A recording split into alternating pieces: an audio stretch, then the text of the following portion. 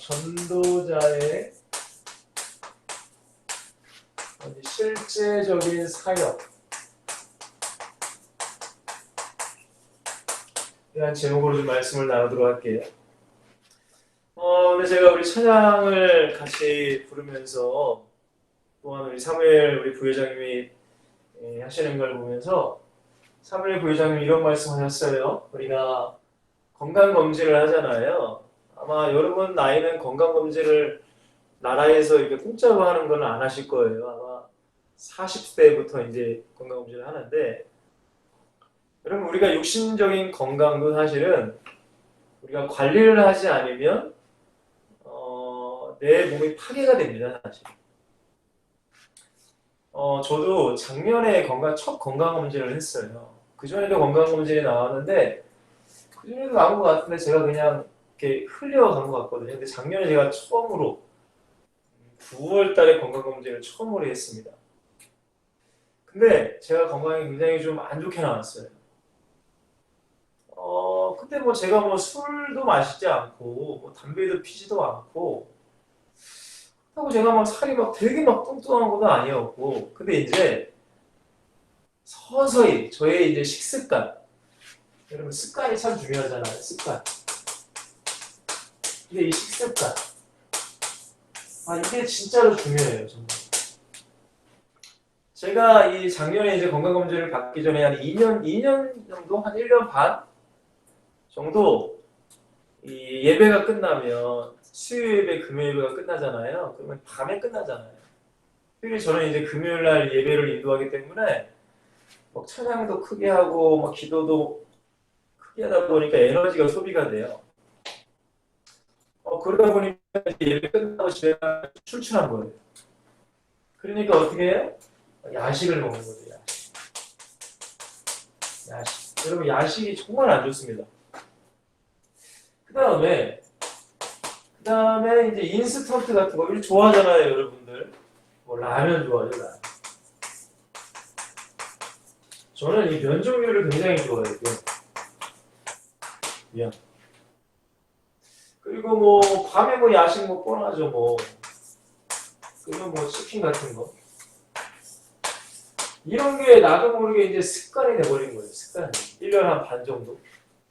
그러니까 제가 174 정도에 한 72, 3kg 왔다 갔다 했는데, 제가 처음 사역을 나왔을 때는 한 69, 한 70kg 됐었거든요. 근데 살이 쪄버리니까 제가 85kg까지 쪘어요. 85kg. 85kg. 엄청 많이 찐 거죠. 그러니까 이 상태로 제가 건강검진을 받았단 말이에요. 근데 제가 그전에는, 뭐 뚱뚱한 사람도 뭐 잘 살고 있는데, 그러다가 이제 건강검진을 받으니까 건강에 안 좋은 게 이제 드러난 거예요. 그때 제가 결단을 했어요. 이거 다 끊어버려야 되겠다. 근데 뭐 이걸 완전히는 뭐 끊을 수는 없고, 뭐 한 달에 한 번, 뭐 2달에 한 번씩. 그래서 지금은 이제 살을 많이 빼서 지금 건강이 많이 좋아졌는데, 여러분 제가 이런 말씀을 드리냐면, 우리 사무엘 우리 부회장이 말씀하신 것처럼 영적인 건강검진이 반드시 필요합니다.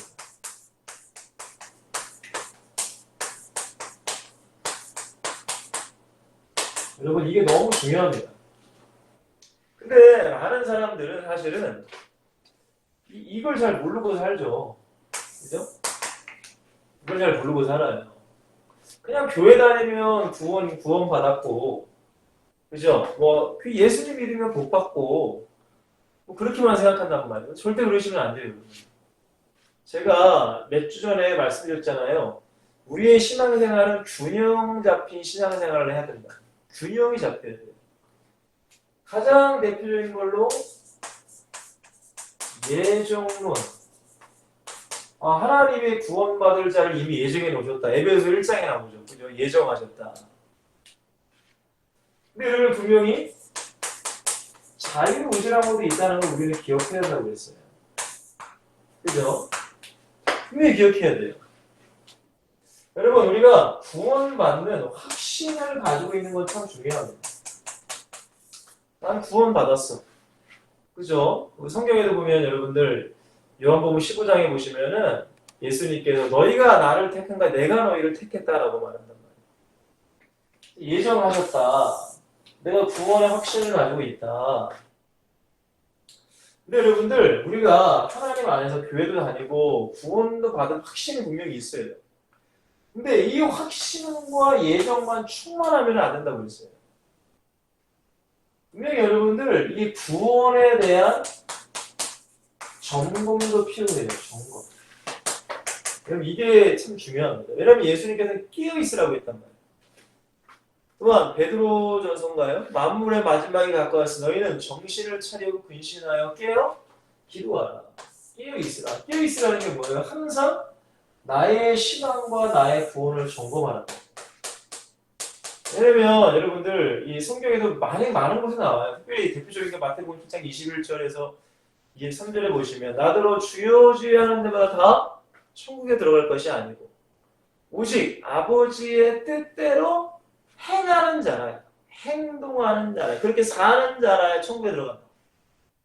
맞죠? 성경에 기록되어 있습니다. 22절에 그때에 많은 사람이, 적은 사람이라고 안 했어요. 많은 사람이 나더러 주여 내가 뭐 선지자 노릇도 하고 모두 했는데 왜 나를 모른 체 하십니까? 그때 예수님께서 뭐라고 하세요? 주인이 불법을 행하는 자들아. 불법이 뭐예요 여러분들?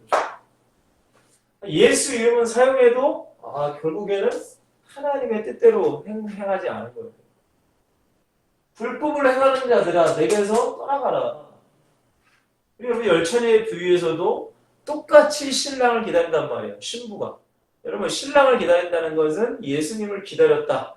라고 이해하시면 될 것 같습니다. 근데 그 10명이 다 혼인잔치에 들어가지 않아요. 천국잔치에 들어가지 않는다는 거죠. 5명의 슬기로운 처녀만 천국잔치에 들어가고 5명의 미련한 처녀는 들어가지 않아요. 왜? 기름 때문에. 기름이 도대체 영적인 의미가 뭐냐 이거죠. 그러니까 여러분들 우리가 항상 특별히 엑시 썰킨 여러분들은 전도하시는 우리는 공동체란 말이에요.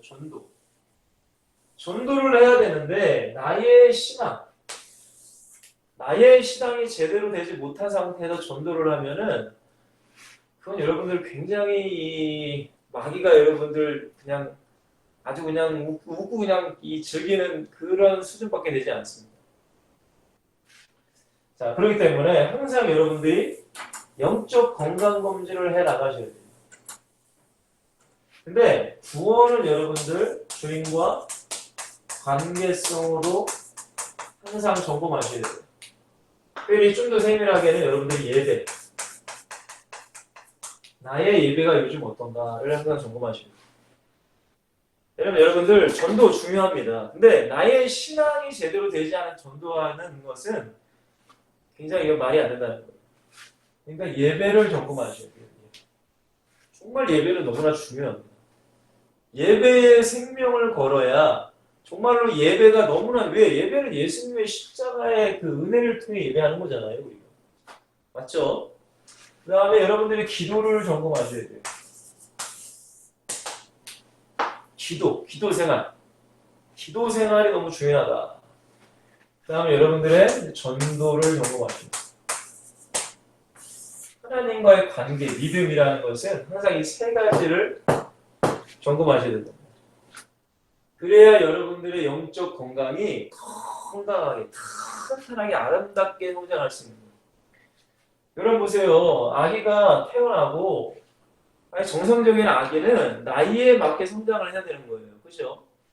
근데 우리가 예수님 믿는다고 교회 다니는데 아니 우리 영적인 지능, 영적인 무슨 영적인 힘과 능력들이 자라나지 않아. 여전히 어린아이 수준이야. 그러면 여러분들 교회를 세우거나 하나님의 나라를 세우는 자가 되는 것이 아니라 교회를 오히려 무너뜨리는 자가 돼요. 교회의 사람들을 괜히 선동하게 하고 시기하고 다툼을 일으키고 반을 짓게 하고 여러분 교회에서 그런 일이 얼마나 많은지 모릅니다. 특별히 여러분들 장로님이 되고 권사님들이 되고 집사님들이 되고 교회 일을 하나 하려고 하면 왜 이렇게 서로 의견도 다르고 서로 다투기도 하시고 그런 게 너무 안타까운 거예요. 근데 여러분들만큼은 정말 각자 여러분들이 섬기는 교회를 세워가시고 여러분들이 현장 가운데 영혼을 살리는 자가 되시길 바라요. 자, 오늘 말씀 주님이 가르쳐 주신 전도자의 실제적인 사역. 오늘 누가복음 10장 1절부터 이제 좀 볼 건데요, 여러분들 1절 성경책을 다 펴놓으시길 바랍니다. 1절에 보시면 이렇게 말씀하세요. 그 후에 주께서라고 말씀하십니다. 그 후에. 여러분들 그 후에라는 것은 그 전에 어떤 사건이 있었어요? 자, 우리 9장을 보시면 뭐 예수님과 함께 제자들이 이제 대국적으로 다니는 장면에 여러 가지 사건이 나오는데요. 그 전에 보시면 예수님께서 뭐라고 하세요? 제자들에게 나를 따르라 라고 말씀해요. 나를 따라와. 9장 여러분 51절에 보시면은 길 가실 때 어떤 사람이 여쭤오되 어디로 가시는지 나는 따르리이다. 여기 예수께서 이르시되 여도 뿔이 있고 궁중에서도 십이 있으든 인자는 머리 들 것이 없도다. 그러면서 또 다른 사람에게 나를 따르라. 계속적으로 예수님은 제자들에게 나를 따르라. 나를 따라와 라고 말씀하시죠. 우리에게도 말씀하세요. 예수님께서 나를 따라와. 그게 진리의 길, 생명의 길, 축복의 길이기 때문에. 근데 그 사람이 이 예수님의 얘기를 듣고 나로 먼저 가서 내 아버지를 장사하게 아버지가 돌아가신 거예요. 아버지가. 그러면 여러분 상식적으로 아버지 장례하고 와야잖아요. 근데 예수님은 뭐라고 하세요? 이르시되 죽은 자들로 자기와 죽은 자들을 장사하게 너는 가서 하나님의 나라를 전파하라. 여러분 어떨 때는 예수님이 굉장히 인자하신 모습도 있지만 굉장히 냉정하신 분이 예수님이십니다. 사실. 아니 죽은 사람이 이제 끝났다. 왜? 천국과 지옥으로 갈렸다. 여러분 솔직하게 장례식이라는 것이 솔직히 이 장례식도 여러분들 지금 유교 문화권에서 우리가 장례식을 사실은 하는 거예요. 여러분 사람이 죽으면 바로 어떻게 돼요? 천국과 지옥으로 갈리는 거예요. 아니 무슨 뭐 3일장 한다고 해서 3일 동안 무슨 영혼이 여기 떠드는 게 아니잖아요. 사실은. 그죠? 사실은 그 유교의 영향을 받아서 지금 기독교도 이렇게 하는데 여러분 다른 나라는 그렇게 하지 않는단 말이에요. 근데 여러분들 그러니까 예수님께서는 아니 죽은 자는 죽은 자한테 맡기고 아니 너는 나를 따라와. 왜 죽은 것 때문에 네가 그러냐 이거예요. 굉장히 냉정하신 분입니다. 예수님은. 그죠? 그리고 뭐라고 하세요? 또 다른 사람이 이르되 주여 내가 주를 따르겠나이다마는 나를 먼저 내 가족을 작별하게 허락하소서. 아니 가족이랑 작별해서 할 수 있잖아요, 여러분들. 62절에 뭐라고 해요?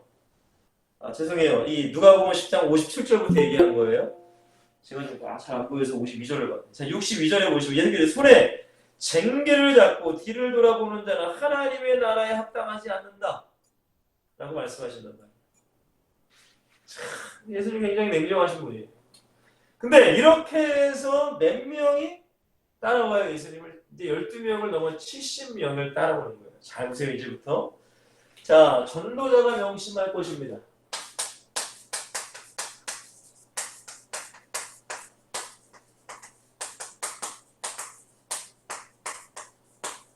사실 여러분 성경에 보면 예수님께서는 제자들에게 전도하는 사람들에게 그냥 내 증인이 돼. 넌 모든 민족에게 복음을 전파해. 그렇게 말씀하신 분들이 굉장히 많아요. 근데 어떻게 좀 전도를 해야 될지에 대해서는 사실은 말씀하신 게 오늘 누가복음 10장 말씀이 어떻게 보면 유일무이하지 않을까라는 생각을 합니다. 자, 반드시 전도자가 명심할 것을 예수님께서는 말씀하시는 거예요. 오늘 본문에. 자, 70인이 예수님이 따라오라니까 70인이 지금 따라왔어요. 그리고 70인을 어떻게 해줬대요? 세우사 친히 가시려는 각 동네와 각 지역을 불씩 앞서 뭐 하셨대요? 보내셨다라고 봐요. 자, 전도자가 명심할 것이에요. 여러분들 이번 주에도 31일 날 이 전도하러 가시잖아요. 그럼 우리가 명심해야 될 게 뭐예요? 성경대로 명심해야 될 게 뭘까요? 우리가 서울역을 가고 우리가 부산역을 가는 게 아니에요. 잊지 마세요. 누가 우리를 세우셨고 누가 우리를 보내시는 거예요? 주님이 우리를 전도사로 세우셨고 전도자로 세우셨고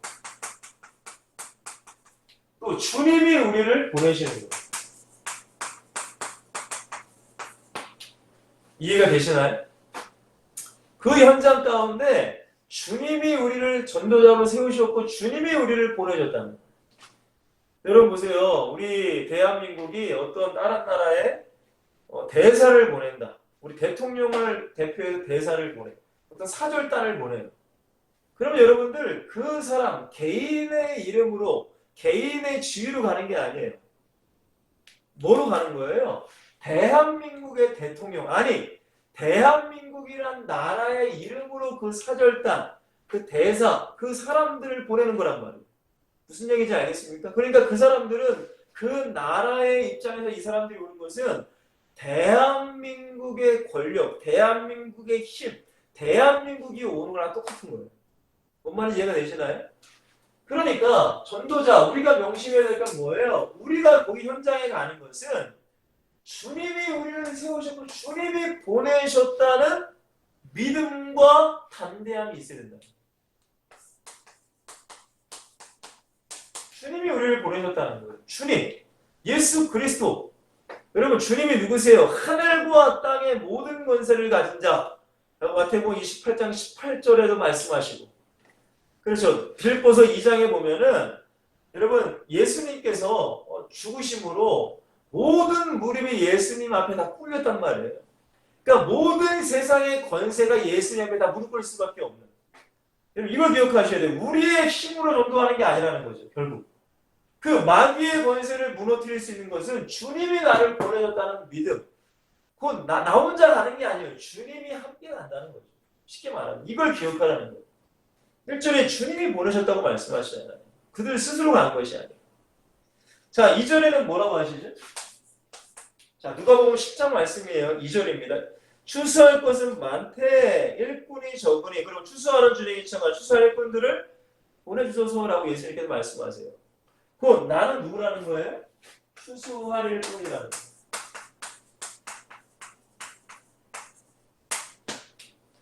여러분 추수할 곡식이 많아요. 복음이 필요한 사람이 많아요.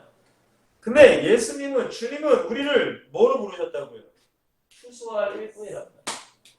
하나님은, 주님은 우리를 통해서 추수하기를 원하시고 그 영혼들이 살아나기를 원하신다는 거예요. 여러분 이게 굉장히 뭐라고 할까요? 나의 정체성이라고 할까요? 여러분 자긍심. 여러분 주님이 나를 일꾼으로 삼으셨다는 거예요. 주님이 나를 보내셨다는 거죠. 주님이 나와 함께 하시고 계시다는 거예요. 여러분 그러니까 전도자는 여러분들 항상 전도하러 가기 전에 항상 이런 자긍심을 가지고 정체성을 가지고 하나님이 나와 함께 하셔. 나는 하나님의 자녀야. 예수 그리스도가 내 안에 계셔. 예수 그리스도의 그 권세가 내 안에 있어. 예수 이름의 능력이 내 안에 있어. 항상 이 믿음을 가지고 강하고 담대함으로 나가야 되는 거예요. 여러분 보세요. 이 여호수아서에도 여호수아에게 우리 하나님께서 뭐라고 하세요? 그 가나안 땅을 정복할 때 우리는 이 세상을 정복해야 됩니다. 복음으로 맞죠? 근데 여호수아에게 한번 다른 것이 아니었어요. 야 칼싸움 연습해. 야 무슨 뭐 훈련해. 그게 아니었어요. 내가 너와 함께 할 테니까 강하고 담대해. 좌우나 우르나 치우치지 말고 내가 너에게 지시할 땅으로 가. 그럼 내가 너와 함께 하고 있어. 그러면 가나안 땅은 정복이 돼. 라고 말씀하셨다는 거예요. 우리 전도자들도 마찬가지인 거예요. 마찬가지예요. 주님이 우리를 보내셨고 주님이 나와 함께 하시고 주님이 나를 세우신 일꾼이라는 이 정체성, 이 자긍심, 자부심을 가지고 여러분들이 전도하러 나가시라는 거예요. 여러분 두려워하지 마세요. 하나님이 함께 하십니다. 바울에게도 말씀하시잖아요. 바울아 두려워하지 말고 침묵하지 말고 말해. 내가 너와 함께하고 있으며 이 성에 많은 나의 사람들이 있으며 결단코 너를 해치지 못한다. 여러분 사도 바울도 인간인지나 두려움이 왜 없었겠어요? 근데 이 정체성과 이 믿음을 가지고 전도하러 나갔다는 거예요. 사랑하는 외치설팀 여러분들, 여러분들이 나가는 현장 가운데 반드시 마귀도 분명히 역사하고 있지만 나와 함께 하시는 예수 그리스도께서 천군 천사를 동원해서 우리와 함께 하시고 여러분과 함께 하신다는 걸 믿으시란 말이에요. 강하고 담대하시라는 거예요. 예수님께서 말씀하십니다. 자, 그리고 예수님이 말씀하시죠. 갈지어다 내가 너를 보냄이 어린 양을 누구에게로? 이리 가운데로 보낸 것 같다라고 말씀하십니다. 여러분 이것은 뭘 의미하는 거예요? 영적인 전쟁이라는 거예요. 여러분 전도를 우습게 보시면 안 됩니다. 여러분 그렇기 때문에 아까 제가 말씀드렸듯이 여러분들의 신앙이 건강해야 되는 거예요. 여러분 전도는 아무 준비 없이 사실은 그렇게 가시면 이게 뭐 진짜 성령의 은혜로 진짜 뭐 그렇게 될 수는 있겠지만은 철저한 영적 전쟁이라는 거. 자 그래서 여러분들 전신갑주에 대한 얘기도 말씀을 드렸을 거예요. 전신갑주. 왜? 전도는 단순히 그냥 어떤 교리, 어떤 도를 전하는 게 아니란 말이에요. 어떤 지식을 얘기하는 게 아니라 그 사람을 잡고 있는 마귀와의 싸움이기 때문에. 그러니까 예수님께서는 어린 양을 이리 가운데 보낸 것 같다. 우리 이것을 또 영적으로 깨달아야 되는 거예요. 아, 전도는 마귀와의 싸움이구나. 악한 영들과의 싸움이구나. 귀신과의 싸움이구나. 여러분 전신갑주를 입고 나가셔야 되는 거예요. 전신갑주가 뭐예요? 진리의 허리띠, 의의 흉배, 그죠? 호심경이라고 하죠. 믿음의 방패, 구원의 투구, 복음의 신발, 성령의 검, 곧 하나님의 말씀, 무시로 기도하고 전신갑주를 가지고 나가야 되는 거예요. 전도자가 명심해야 하는 거예요. 예수님께도 그 당시에 제자들에게도 말씀하시지만 우리에게도 말씀하십니다. 자 그리고 네 번째는 여러분 4절에서 6절에 보시면 제가 읽어드릴게요. 전대나 배낭이나 신발을 가지지 말며 길에서 아무에게도 문안하지 말라. 여러분 이게 무슨 얘기예요? 아무것도 가지지 말라. 곧 이게 무슨 얘기일까요? 내 지식. 내 지식으로는 안 된다는 거. 우리가 그러잖아요. 내 경험. 안 돼. 그러니까 내 것은 다 어떻게 하라는 거예요? 내려놓으라는 거예요. 단순히 그냥 전대나 배낭이나 신발을 가지지 말라는 거예요. 여러분 신발 신고 가지고 맨발로 가라는 게 아니잖아요. 그죠? 그 의미가 뭘까요? 영적인 의미가 뭘까요? 길에서는 아무에게도 불안하지 말고 곧 내 지식과 내 경험을 다 내려놓으라는 거예요. 예를 들어서 이런 거 있죠. 우리가 전도 나가면 멀쩡해 보이는 사람, 뭔가 스마트해 보이는 사람, 뭔가 부자가 보이는 사람, 저 사람에게 복음을 증거해서 먹힐까? 저 사람 부족한 게 있겠어? 이런 나의 지식, 나의 생각들, 이런 나의 고정관념, 선입견들을 다 버리라는 거예요. 전도하기 전에. 무슨 말인지 이해가 되시죠? 그리고 뭐라고 하세요? 어느 집에 들어가든지 먼저 말하되 이 집이 평안할지어다. 평안. 평안을 위해 기도하라. 평안. 여러분이 왜 평안일까요? 왜 평안일까요? 불신자들의 마음에는 평안이 있을까요? 없을까요? 없어요. 불신자들에게. 불신자들에게 뭐가 있어요? 불안, 초조, 염려, 근심, 두려움. 그거밖에 없다는 거예요. 그렇기 때문에 내 지식과 내 경험은 다 내려놓고 이 평안은 누구밖에 주실 수밖에 없어요? 예수 그리스도잖아요. 예수 그리스도. 평안을 빌어주라. 평안을 시원하 하라.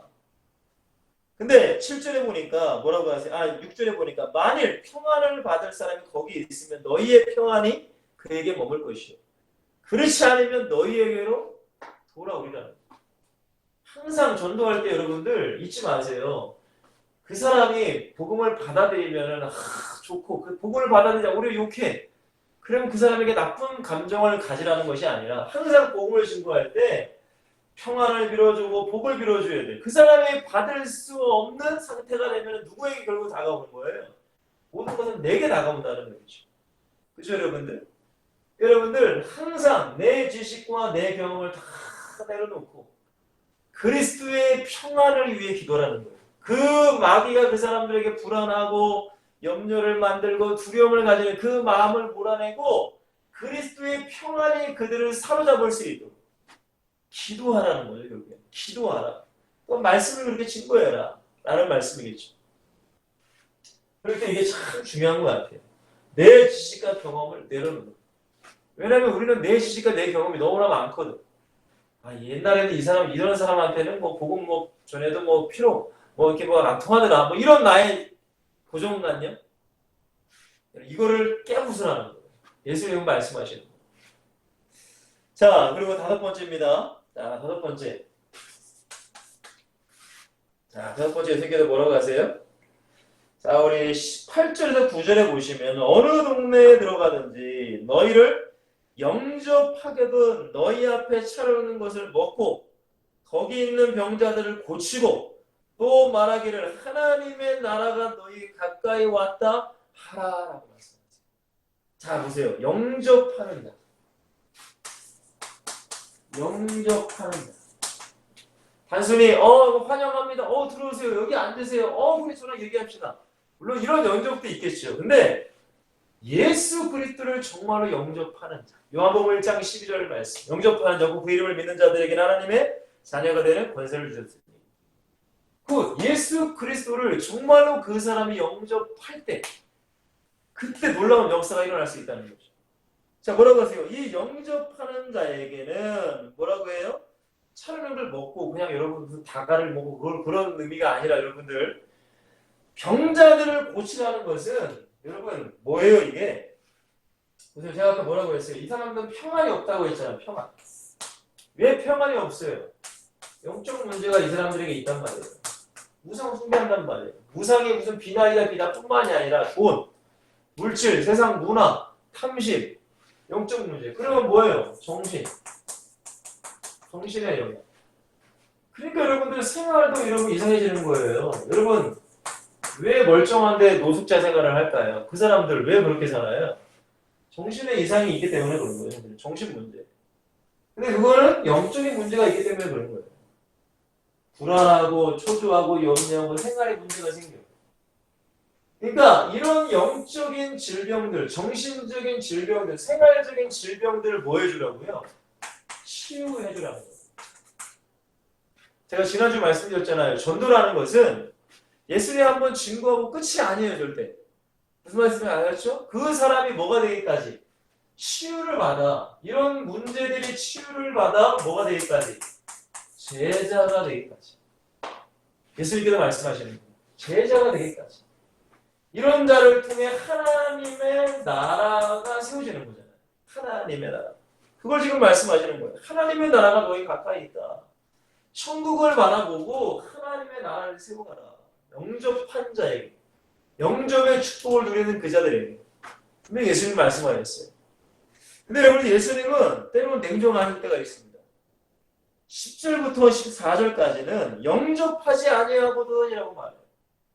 영접하지 아니하거든 묻은 먼지도 너희에게서 떨어버리노라. 그러나 하나님의 나라 갖고 온 줄 알라 하면서 뭐라고 하세요? 13절에 보라시나 왈스저 베세다 너에게 하는 모든 권능을 두고 시도를 행하였더라면 그들이 벌써 배울 것이 회개하더라. 그러니까 영접하지 아니하는 자는 그에 합당한 벌이 분명히 있다는 거죠. 불쌍한 거예요. 자유의지가 아까 있다고 말씀드렸잖아요. 영접하는 자, 영접하지 않는 자. 여러분, 저와 여러분들은 예수 그리스도를 영접했다는 것만으로도 하나님의 자녀가 된 것만으로도 우리는 감사하셔야 돼요. 항상 여러분 기억하세요.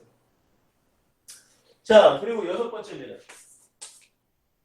우리 16절의 말씀입니다. 16절 말씀 이렇게 말씀하세요. 너희 말을 듣는 자는 곧 내 말을 듣는 것이요. 여러분, 우리의 말이 누구의 말이라는 거예요? 예수 그리스도의 말이라는 거죠. 너희를 저버리는 자는 곧 나를 저버리는 것이요. 나를 저버리는 자는 나 보내신 이를 저버리는 것이다. 여러분, 저 이게 참 중요하다고 생각합니다. 전도자의 말은 결국 누구예요? 예수, 주님의 목소리예요. 주님의 목소리. 그 주님의 목소리는 하나님의 목소리랍니다. 그러니까 여러분 우리의 말이 너무나 중요합니다. 우리가 전도할 때뿐만이 아니라는 거예요. 말이 굉장히 중요해요. 여러분 야고보서 2장인가요? 야고보서 2장에 말에 대한 말씀이 참 잘 나타나 있어요. 잠언서도 이 말에 대한 말씀이 잘 나타나 있는데 야고보서에 보면 3장이네요. 3장.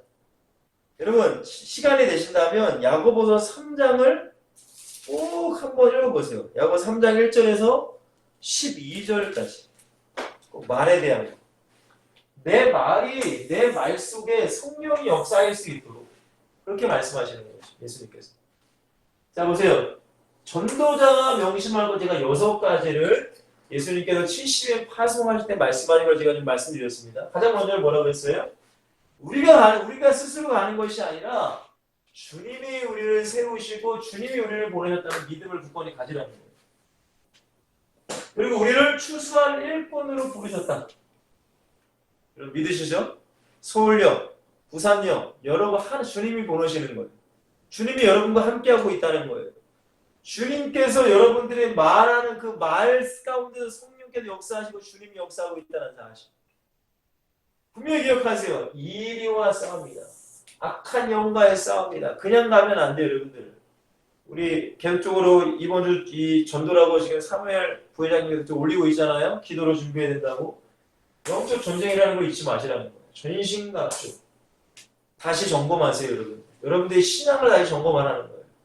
회개할 건 회개하시고, 회복할 건 회복하시고, 결단할 건 결단하시고, 그 다음에 전도 나가시길 바랍니다. 그리고 내 지식과 내 경험 내려놔라. 그 사람들이 붙잡고 있는 악한 영으로 말하는 영적 문제, 정신 문제, 이 생활 문제 등 이사들에게 그리스도의 평안을 말하라는 거예요. 예수 그리스도를 말하라는 거예요. 그죠? 예수님이 당신의 죄를 위해 죽으셨고, 예수님이 왕되어서 악한 마귀를 꺾으셨고, 예수님이 당신을 천국으로 인도하실 것이다. 평안하라. 하나님이 너 당신과 함께하고 있다. 평안해. 그리고 영접하는 자에게는 이런 치유할 수 있도록 기도하든지 말씀을 증거하든지 결국엔 누가 되도록 제자가 되어서 하나님의 나라를 세울 수 있도록. 그리고 여러분들의 말 가운데는 반드시 주님께서 역사하신다는 주님의 목소리라는 걸 기억하라는 것. 이게 바로 전도자가 명심할 것. 지금 70인의 제자들에게 파송하시면서 지금 말씀하시는 겁니다. 자, 근데 이렇게 파송하시고 70명이 나갔을 거 아니에요. 전도하고 막 전도하고 돌아왔습니다. 그리고 나서 이제 이 사람들이 이 예수님께 전도 보고를 하는 거예요. 자, 전도자의 현장에는 여러분 나타나는 역사죠. 어떤 역사가 나타난다? 현장에 나타나는 역사.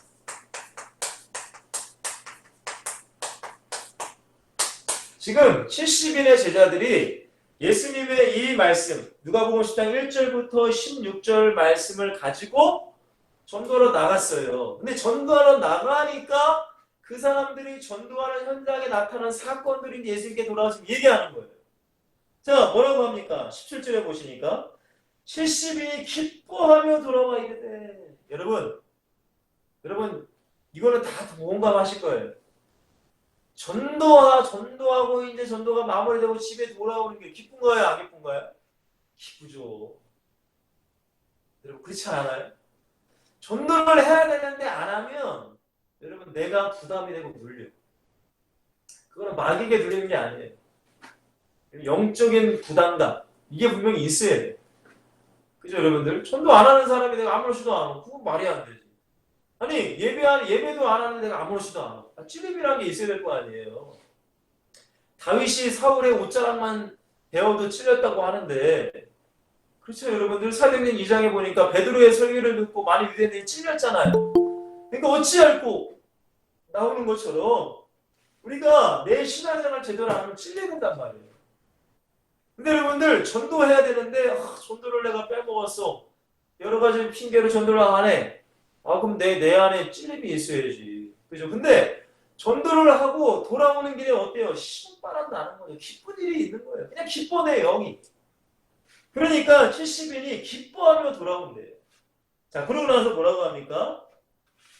주여, 주의 이름이면 귀신들도 우리에게 항복하더이다.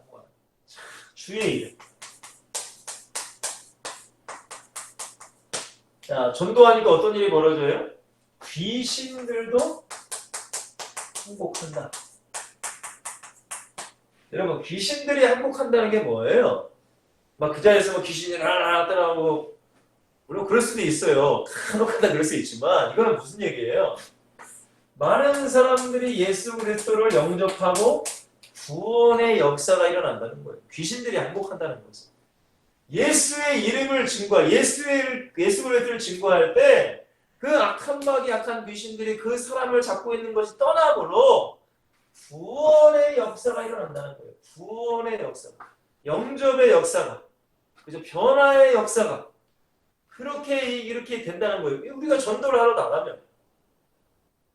자, 그리고 뭐라고 합니까? 예수께서 이르시되 사탄이 하늘로부터 번개가 같이 떨어진 걸 내가 보았노라.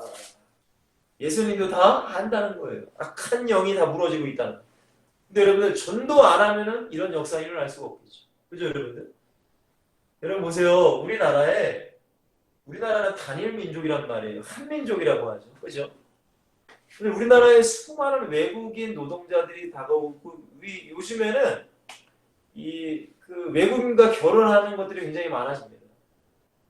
근데 여러분 우리가 기억해야 될 것은 특별히 중동 지역, 이슬람 국가에서 많이 우리나라를 와요. 그리고 이슬람 남자들이 우리 한국 여자랑 결혼하려고 해요.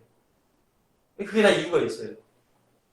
이슬람의 목적이 뭐냐면 이슬람의 자녀를 많이 낳아서 이슬람화를 만들려고 하는 거예요.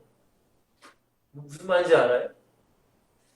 그러니까 여러분들 많은 사람들이 구원받은 예수 그리스도를 믿는 사람들이 그러면 어떻게 점점 지금도 줄어들고 있는데 이슬람권이 점점 많아져. 그러면 여러분은 큰일 나는 거잖아요. 그러니까 여러분들 예수님께서는 이미 제자들에게 주의 이름으로 귀신이 항복한다는 것을 보여줬다는 거예요. 그러니까 우리가 전도하지 않으면 이슬람에게 먹히는 거예요. 계속. 지금도 가뜩이나 이 예수 믿는 사람이 줄어들고 있는데 더 악한 영이 역사하면은 점점 그러면 우리도 지치고 핍박받고 박해받고 우리의 후손들, 우리의 자녀들이 고통당하는 거예요. 교회들은 더 무너지고. 그러니까 전도하는 게 중요하다는 거예요. 악한 영의 세력을 무너뜨리는 것, 귀신이 항복하게 하는 것, 구원의 역사, 영접의 역사가 일어나게 하는 것, 그건 전도밖에 없다는 거죠. 자, 두 번째입니다. 예수님께서 19절에 오늘 본문입니다. 내가 우리에게, 엑설틴에게 뱀과 정갈을 밟으며 원수, 악한 마귀의 모든 능력을 제어할 권능을 뭐하셨대요? 이미 주었다는 거예요. 너희를 해칠 자가 결코 없습니다. 여러분 이게 굉장히 중요합니다. 이미 우리에게 주님이 주신 권능을 우리에게 주셨다는 거예요. 권능. 이 권능을 믿고 우리는 사용하면 되는 거예요. 말씀의 권능, 기도의 권능 이미 줬는데 하질 않아. 이거 보세요 여러분들 많은 그리스도인들이 있지만 말씀의 능력 사용하지 않아요. 기도의 능력 사용하지 않아요. 전도의 능력 사용하지 않아. 예수님은 뭘 원해요? 예수님이 우리에게 주신 것을 사용하라는 거예요. 아니 악한 마귀가 결코 우리를 해칠 자가 없다고 하는데 그걸 사용을 안 해. 그러니까 맨날 당하는 거예요. 전도도 마찬가지예요. 예수의 이름의 권능, 말씀의 권능. 기도하세요. 기도. 그래야 되는 거예요. 기도하십시오. 자, 이때에 여러분 정말 이거는 우리에게 이제 나타나는 현상일 수 있어요. 그러나 귀신들이 너에게 항복하는 것으로 기뻐하지 말고 이것으로 기뻐하지 말고 너희 이름이 하늘에 기록된 것으로 뭐하라? 기뻐하라 하시니라 라고 말씀하십니다. 여러분 전도에 보면은 이 말씀의 의미를 정확히 알 수 있어요. 여러분 우리가 전도하다 보면 어떤 사람은 영접기도도 하고 어떤 사람은 외면하기도 하고 어떤 사람이 욕도하기도 하고 물론 여러분들 그 사람이 불쌍하기도 하고 또 영접하니까 기쁘기도 해요. 근데 여러분들 참 은혜되고 감격스러워 감사한 건 뭔지 아세요? 내가 무엇이간데 도대체 이렇게 수많은 사람들이 예수 안 믿는데 내가 무엇이간데 예수를 믿고 있습니다. 내가 무엇이간데 예수 믿고 하나님의 자녀가 되어서 천국 백성이 됐으며 구원을 받은 자인가. 저는 그것이 사실은 가장 기뻤어요. 제가 전도하면서. 물론 영접기도도 시키고 그 친구들 교회도 데려오고 그게 얼마나 기뻐요. 그죠? 근데 가장 기쁜 것은, 정말 전도를 해보니까 예수를 안 받는 사람들 많잖아요. 얼마나 불쌍합니까? 근데 나는 내가 도대체 뭐길래, 내가 뭐 잘난 게 뭐길래 하나님이 나를 먼저 구원하셨냐 이거죠. 여러분, 구원의 감격, 은혜, 감사가 차고 넘치게 되는 거예요. 우리가 전도하는 현장에 내 안에 이런 은혜가 내 안에 충만해지는 거예요. 여러분, 은혜죠. 그죠? 이건 전도하지 않으면 느낄 수 없습니다. 여러분 보세요. 사도 바울이 거의 순교할 때까지 30년 이상을 전도하며 살았단 말이에요. 눈만 뜨면 전도하러 다녔어요. 사도 바울은. 근데 사도 바울의 전도의 그 행전을 보면은 얼마나 핍박과 박해를 많이 받습니다. 고린도후서 11장에 쫙 보면은 유대인의 위협과 이방인의 위협과 강의 위협과 바다의 위협과 얼마나 내가 굶기도 하고 굶주리고 얼마나 힘들었어요. 근데 바울이 전도하면서 항상 고백했던 것은 기뻐하라 그랬어요. 기뻐하라. 난 기쁘다. 도대체 뭐가 기쁘다는 거예요? 다른 게 아니에요. 그런 전도의 현장에서 불신자들을 만나고 이방인들을 만나고 하나님을 믿는다고 하지만 예수 그리스도를 인정하지 않은 그 유대인들을 만나면서 왜? 자기도 유대인이었잖아요. 자기도 예수 믿는 사람 핍박하고 다녔어요. 그렇게 살다가 죽었으면 자기는 어떻게 했을까요? 나는 하나님의 일을 열심히 했어. 하나님의 일을 잘했어. 하나님이 나에게 상급 주겠지? 근데 죽었는데 어디 갈까요? 지옥 갔을 거 아니에요. 그러니까 사도 바울은 전도하는 현장 가운데 수많은 사람들을 만나고 수많은 사람들에게 복음을 전하면서 가장 기쁜 거 하나님이 나를 구원하신 것, 하나님이 나를 전도자로 삼으신 것, 하나님이 나를 하나님의 자녀로 삼아주신 것. 이게 가장 감격스럽고 은혜되고 감사한 거예요. 여러분, 전도하는 삶을 살면 절대 시험 들지 않습니다. 정말로. 여러분 진짜로 계속 우리가 전도하는 삶을 살아가면 시험 들지 않아요. 유혹에 빠지지 않아요. 항상 기뻐하고 감사하고 은혜 속에 살아갈 수 있다고 저는 확신합니다. 근데 많은 사람들이 왜 시험에 빠지고 왜 그래요 도대체? 전도 안 하니까. 전도 안 하면 절대 이 구원의 감격과 은혜와 감사는 유지되지 않아요. 죄송합니다. 왜?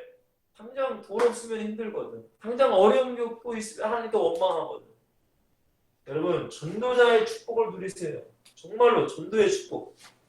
그리고 예수님께서 뭐라고 하셨어요? 예수님께서 기도를 하시는데 이 23절에 보시면 제자들을 돌아보시며 조용히 이르시되 너희가 보는 것을 보는 눈은 복이 있도다. 내가 너에게 말하니 많은 선지자와 임금이 너희가 보는 바를 보고자 하였으되 보지 못하였으며 너희가 듣는 바를 듣고자 하여 듣지 못하였느니라. 어려운 말 같지만 전도하면 할수록 영적인 눈 또한 영적인 귀가 열린다. 여러분 참 이게 중요합니다. 여러분 우리가 그런 얘기가 있잖아요. 탁상공론인가요? 탁상공론인가요? 정치인들이 그냥 그 책상 안에서만 말놀이하는 것. 근데 뭐를 몰라요? 현장을 모르면 결국 이 현장에서 정말로 필요한 이런 것들을 내놓는 것이 아니라 그냥 이 책상 안에서만 그냥 얘기하고 끝나는. 무슨 말인지 알아요? 우리가 신앙생활도 마찬가지예요, 여러분들. 전도하지 않고 그냥 교회에 왔다 갔다 하는 사람들은 사실은 영적인 눈, 영적인 귀가 활짝 열릴 수가 없어요. 근데 여러분들 전도하고 살아가면, 전도하는 현장을 보면, 전도하는 그 사람들을 만나면은 성경의 말씀을 들을 때도 영적 눈이 활짝 열려요. 왜냐면 말씀을 듣는 것이 달라지거든요, 이제. 전도하는 삶을 살아가면. 그리고 말씀 듣는 귀도 활짝 열린다는 거예요. 이걸 여러분 잘 이해하셔야 돼요. 그러니까 전도는 너무나 중요합니다, 여러분. 전도하지 않으면 어떻게 보면 그냥 말로는 그리스도이지만 종교인으로 살아가는 자들이 진짜 많아요. 전도의 축복을 누리지 못해요. 이게 전도하는 현장 가운데, 우리의 현장 가운데, 나의 삶의 현장 가운데 나타나는 역사라는 거예요. 이게 얼마나 큰 축복입니까? 생명의 역사, 구원의 역사도 나타나죠. 예수의 권능을 사용할 수도 있죠. 날마다 구원의 감격과 은혜 속에 살아가죠. 날마다 전도할 때 영적인 눈이 활짝 열리고 왼쪽에 귀가 열리죠. 이거는 전도자에게만 허락하시는 축복이라는 거예요. 자, 보세요. 그러면 우리는 전도자의 삶을 살아가야 됩니다. 중요한 건 이거예요. 전도자의 삶. 3번과 4번. 제가 뭐라고 했어요? 바로 누가복음 10장에서 바로 좀 내려오시면 25절부터 37절까지의 여러분이 잘 아는 선한 사마리아인 비유가 나옵니다. 예수님께서 말씀하세요. 27절에 보시면은 내 마음을 다하며 목숨을 다하며 힘을 다하며 뜻을 다하여 누구를 사랑하라? 하나님을 사랑하는 삶을 살아가야겠다. 여러분, 하나님 사랑하면 우리가 뭐 해야 돼요? 잠언서 8장 17절에 보시면은 이런 말씀이 나를 사랑하는 자에게 나의 사랑을 입을 것이고 나를 찾는 자에게는 나를 만날 것입니다. 하나님을 사랑하면 하나님의 사랑을 입고 살아가는 거예요. 그 사람이 얼마나 복된 삶을 살아가겠어요. 근데 하나님 어떻게 사는 거예요? 마음을 다하고. 성경에 나오죠? 마음을 다하고 목숨을 다하고 힘을 다하고 나의 뜻을 다하여 살아라. 이게 나의 삶을 지배해야 돼요. 여러분, 하나님 사랑하시나요? 예수님 사랑하시나요? 마음을 다하시래요. 내 목숨도 다하시래요. 여러분, 항상 지금 뭔가를 선택할 때 하나님이냐 이것이냐 답은 사실 나와 있단 말이에요. 그죠, 여러분들? 마음을 다하고 목숨을 다하고 힘을 다하고 뜻을 다하고 이렇게 살라는 거예요. 전도자의 삶. 두 번째, 이 자만이 뭐 할 수 있어요? 내 이웃을 내 자신과 같이 사랑할 수 있어요. 곧 영혼을 사랑하는 거예요. 여러분, 이 33절, 35절 보시면 이렇게 나와요. 어떤 사마리아 사람은 여행하는 중 지금 어떤 사람이 강도를 당하죠? 그죠? 근데 제사장과 레위인은 다 피해가요. 물론 이혼이 있어요. 율법상의 이혼이 있습니다. 근데 여러분들, 사마리아인, 유대인들이 진짜 개 돼지만도 못하게 생각한 그 사마리아인은 이 사람은 어떻게 해요? 그를 보고 불쌍히 여겼다는 거예요. 영혼을 불쌍히 여기는 마음이 있어야 되는 거예요. 이게 언제 열릴까요? 전도하면서 열리는 거예요, 사실.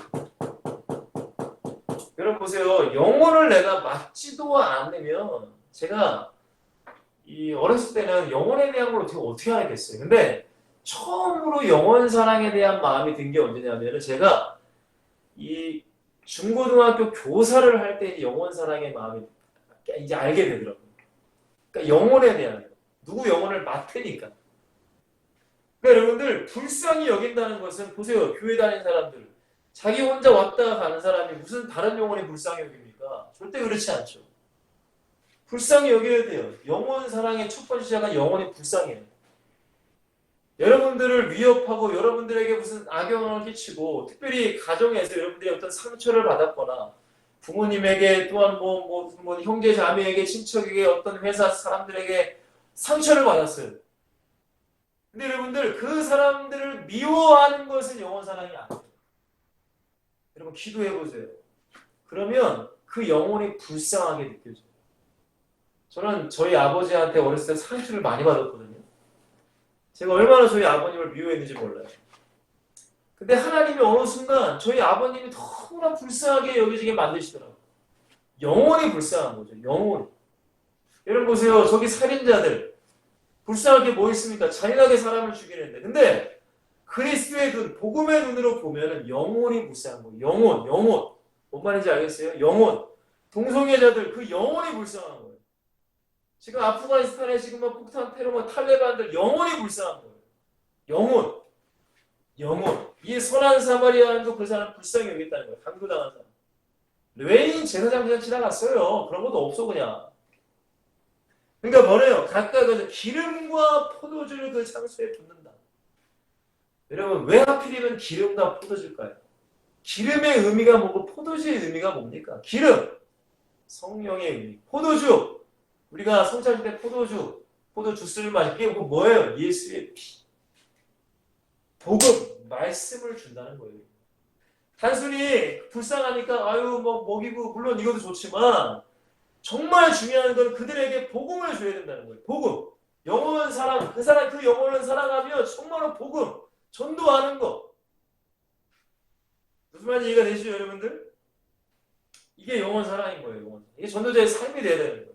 우리의 마음이 항상 나를 불이익당하게 하는 그 영혼까지도 불쌍히 여기는 마음이 생겨야 되고 그 영혼들에게 복음을 증거해야 된다는 거예요.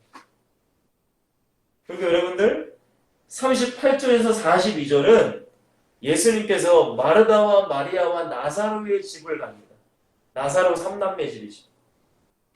근데 여러분들 이 마르다가 언니예요. 마리아가 동생이고.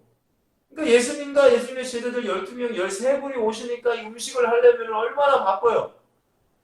근데 언니인 마르다는 음식 준비를 막 바쁜데 이 동생인 마리아는 철딱서니가 없어. 예수님이 말씀하시는 거에 예수님 말씀만 다 듣고 있는 거예요. 그러니까 언니인 마리아가 뭐라고 해요? 예수님 저 마리아도 좀 얘기 좀 해서 나 좀 도와서 음식 장만 좀 하게 해주세요 라고 한단 말이에요. 이게 지금 성경에 나오는 얘기예요.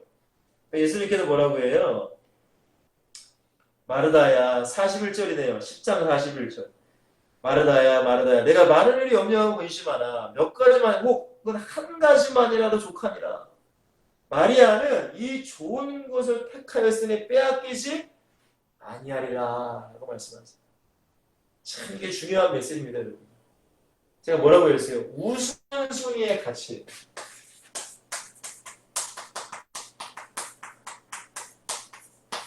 우선순위의 가치. 여러분, 우리의 삶엔 참 중요한 것들이 많아요. 여러분, 돈 버는 거 중요하잖아요. 그죠? 우리가 뭐 여가 즐기는 거, 노는 것도 중요합니다, 사실은. 근데 수많은 중요한 것 중에 정말로 가장 중요한 것, 우선순위가 뭐냐, 이거죠. 우선순위가 뭐냐. 이 마리아는요, 물론 예수님 음식 대접하는 거 좋아.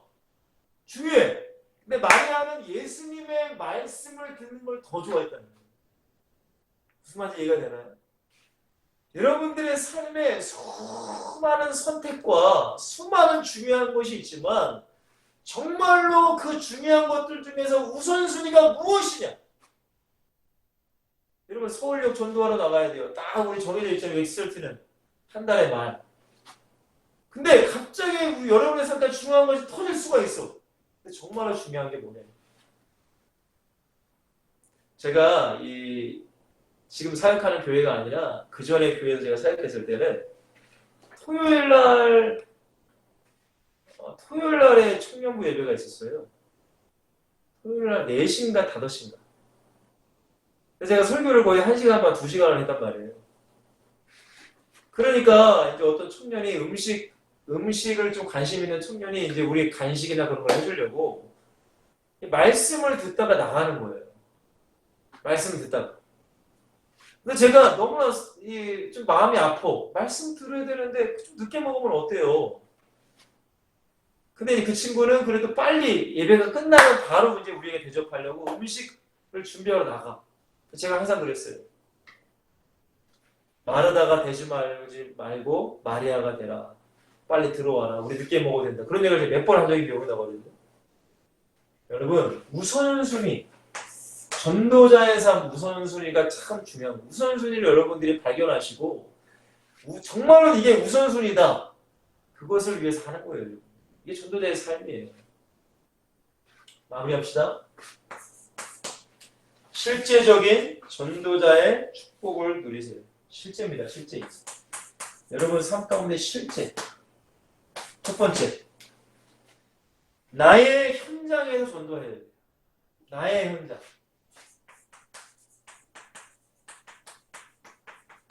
나의 현장이 어디예요? 여러분들의 가정. 또한 직장, 학교. 그게 여러분들의 현장이에요. 거기서 전도하고 살아야 돼요. 자, 두 번째. 여러분들이 섬기는 교회에서 반드시 전도해야 돼. 아니 목사님 교회들 다니면 다 있는데 뭘 전도가 필요합니까?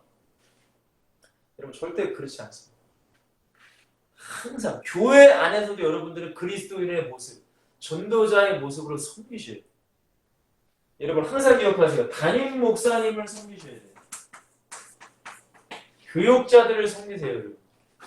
정말로 순종하세요. 섬기라는 건 순종하라는 거예요. 무슨 말씀을 하시는지 순종하세요.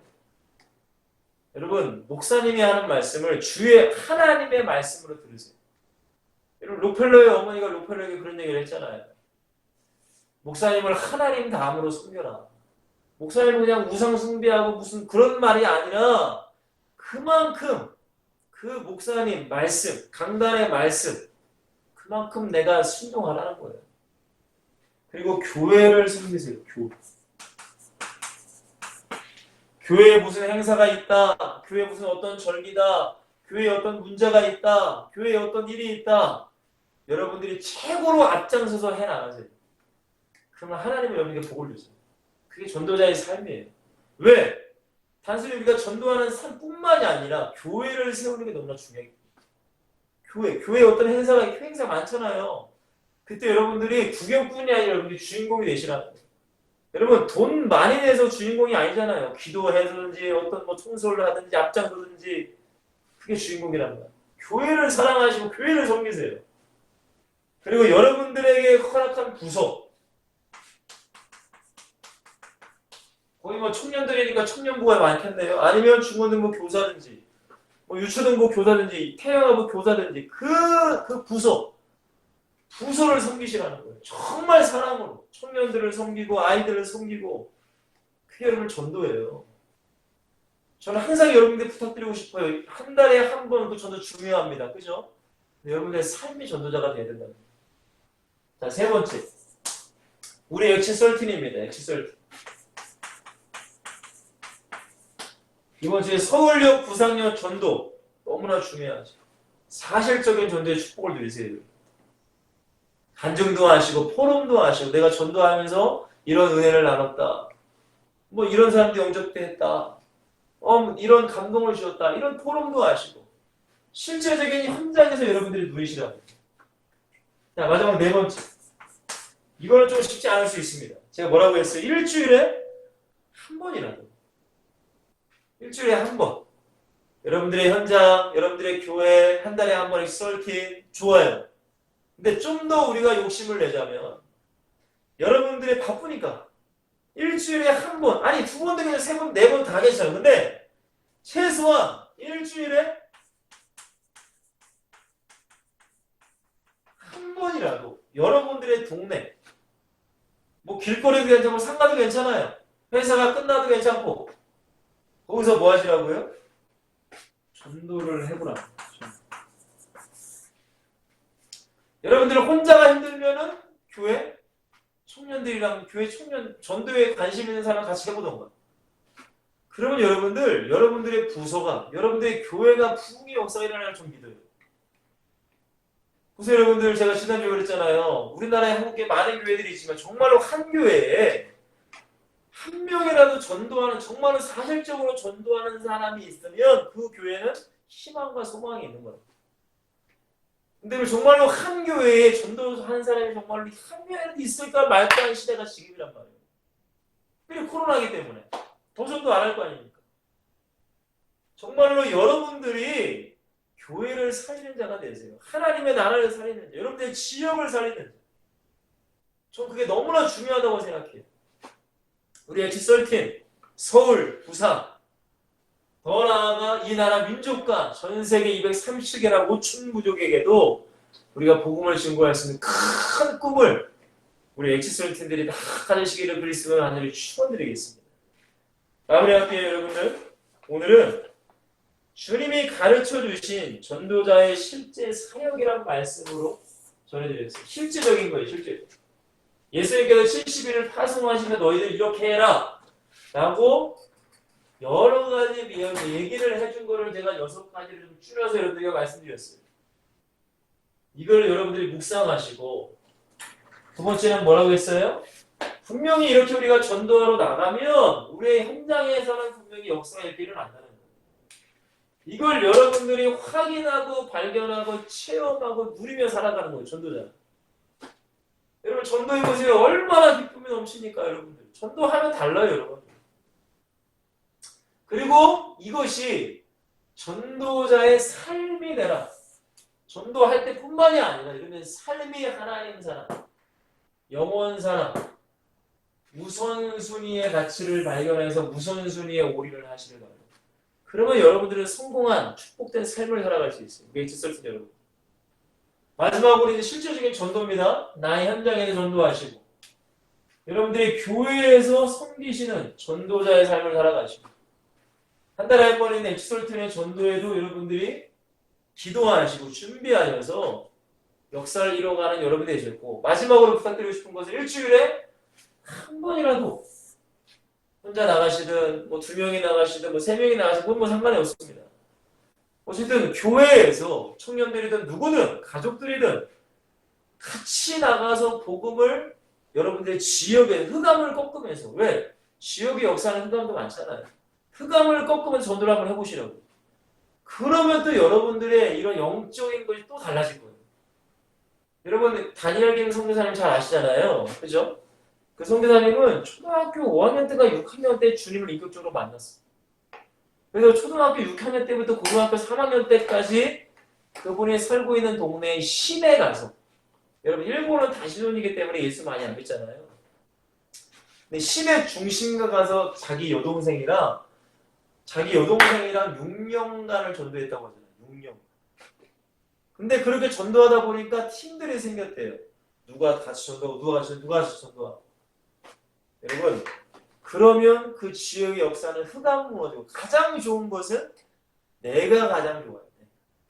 영적으로 깨어있게 되고 여러분들을 통해서 한 영혼이라도 전도가 되면은 한 영혼이 구원받으면 하나님 나라에 이 잔치가 벌어지고 또 그 영혼을 여러분들의 교회로 데려가면 어떻게 될까요? 여러분들의 교회에서도 자극이 되겠죠. 야 누가 전도해 누가 영혼을 데려왔어.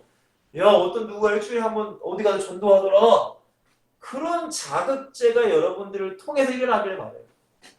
그래서 잠자는 교회들이 잠자는 성도들이 우리 엑시설틴을 통하여서 깨어나기를 다시금 일어나기를 그리스도의 이름으로 간절히 축원을 드리겠습니다. 여러분들이 그 원동력 하나의 미랄 되시길 그리스도의 간절히 축원드릴게요. 자 기도합니다. 하나님 감사합니다. 부족하고 연약한 우리들을 하나님의 자녀로 삼아주시고 이 마지막 때에 예수를 증거하신 축복을 우리 엑설튼에게 주시니 감사합니다. 우리는 부족하오니 항상 말씀으로 무장하게 하시고 오늘 말씀을 잘 마음에 담아 각인시켜서 정말 우리의 전도의 현장 가운데 이 말씀대로 우리가 순종하게 하시고 우리가 전도하는 모든 현장마다 성령의 역사가 나타나고 악한 영혼 떠나가게 하시고 영접의 역사가 일어나기를 원하며 하나님의 구원의 역사가 우리의 전도의 모든 현장 가운데 나타날 수 있도록 축복하여 주시옵소서. 하나님을 사랑하는 자들 되게 하시고 영혼을 사랑하는 자가 되게 하시고 무엇이 우선순위를 분가를 발견하여서 우선순위에 올인하기를 원하며 정말로 실제적인 전도자의 삶이 되어질 수 있도록 축복하여 주시옵소서. 특별히 이번 주 주일날에 돌아오는 주일날에 우리 엑스설틴들 서울역과 부산역에 이제 전도하러 현장에 나갑니다. 하나님 며칠 안 남았습니다. 기도로 우리가 전신갑주를 취하고 무장하게 하시고 그 악한 흑암의 세력들을 꺾기를 원하며 악한 세력에 붙잡고 사는 그 영혼들을 정말로 하나님께로 인도하여 치유시켜서 제자로 세워갈 수 있는 우리 엑스설틴이 다 될 수 있도록 축복하여 주시옵소서. 성령으로 충만하게 하여 주시고 저들의 모든 현장이 그리스도의 능력이 나타나는 현장 될 수 있도록 주님 역사하여 주시옵소서. 감사합니다. 예수 그리스도의 이름으로 축복하며 기도합니다. 아멘.